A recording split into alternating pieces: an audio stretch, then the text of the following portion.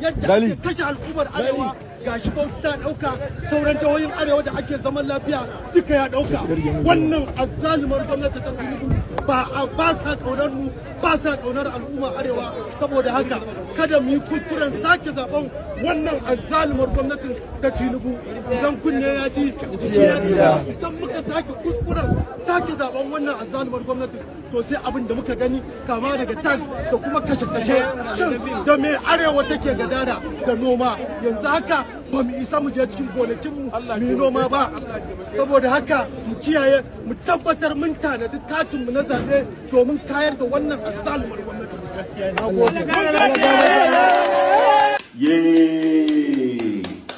Ye ni ma na tafa ma kamar yadda al'ummar da suke gurin suka tafa ma, amma sai dai matsala ce kwaya ɗaya.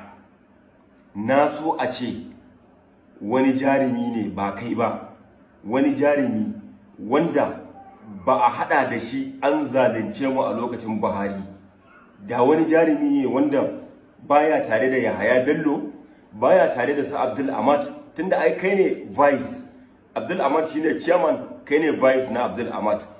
Da ku aka yi tafiyar Yahaya Bello, da ku aka hada duk wani abu da aka yi wa al'umma a gwamnatance mara kyau a lokacin Buhari, ai da ku aka yi. Ko kuma kai dan APC ne, sannan ka ci kudin APC ita ta ma komai.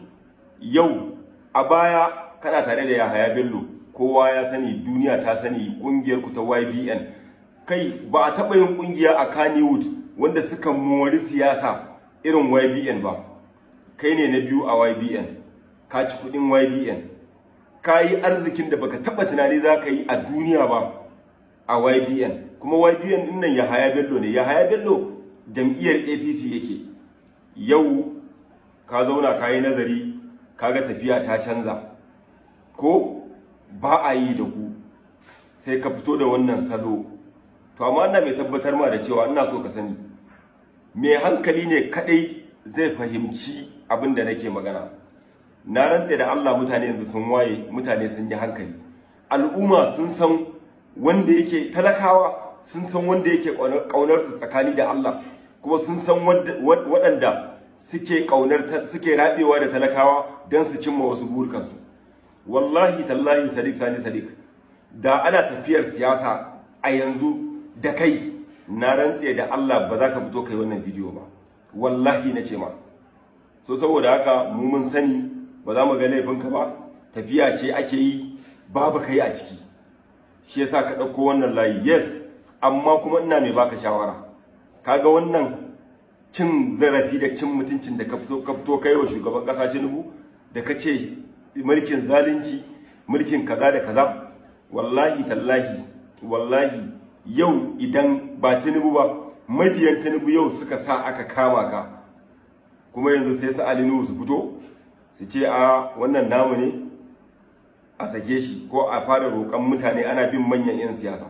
Wannan abin da kai, wannan kalamai, wannan zage-zage da kai ta fuskar addini ba daidai ba ne.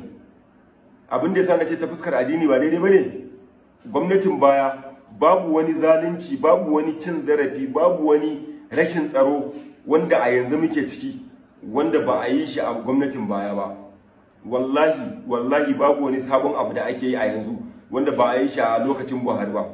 Amma a lokacin, tunda kuna tsakiyar cin kuɗi, ba za ka iya fitowa ka ce ba daidai bane ba, sai yanzu ne da ake yi babu ku shine kake iya fitowa. Fine, yanzu waɗanda suke tare da Tinubu suka fito suka ce ka ci zarafin ubansu ko ka ci zarafinsu, suka kama ka suka ce za su ɗaure ka ko suka ɗaure ka, sai kuma labari ka canza ya zama wani abu daban. So Sadiq Sani Sadiq, wannan layi da ka ɗauko ba layi ne mai ɓullewa ba. Mu mun yadda cewa lalle ana yin abubuwa da yawa wanda ba daidai ba, mun sani. To amma babu wani abu da ake yi a yanzu wanda ba a yin shi a lokacin Buhari, a lokacin da kuke tsakiyar cin kuɗinku. Ai kallon ku muke yi a lokacin, ko shinkafa kuke rabawa, ga ofis ɗinku ga ofis ɗinmu, muna tsaye a gurin su Husainin da ku, ai kallon ku muke yi.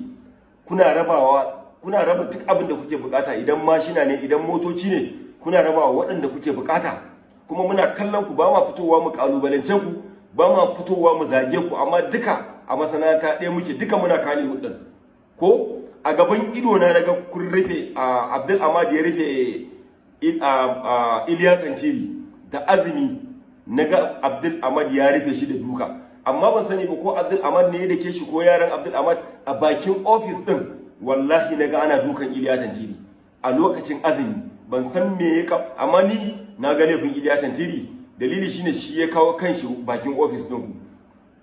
To amma kuma tunda kuna shugabantar al'umma, ai ko me zai faɗa bai kamata ku rufe shi da duka ba. To duk wannan an yi ya wuce, kun yi zamanin ku, kun ci sarafin ku, yau Allah ya ce ba ku bane wasu ne, sai ku yi haƙuri. Amma ka fito kana irin wannan baƙaƙen maganganu, kana zage-zage wa shugaban ƙasa, gwamnati wanda take da access, take da dama da za ta kama ka ta ci zarafinka, gaskiya ka canje wannan salo. Wannan ita ce gaskiyar magana.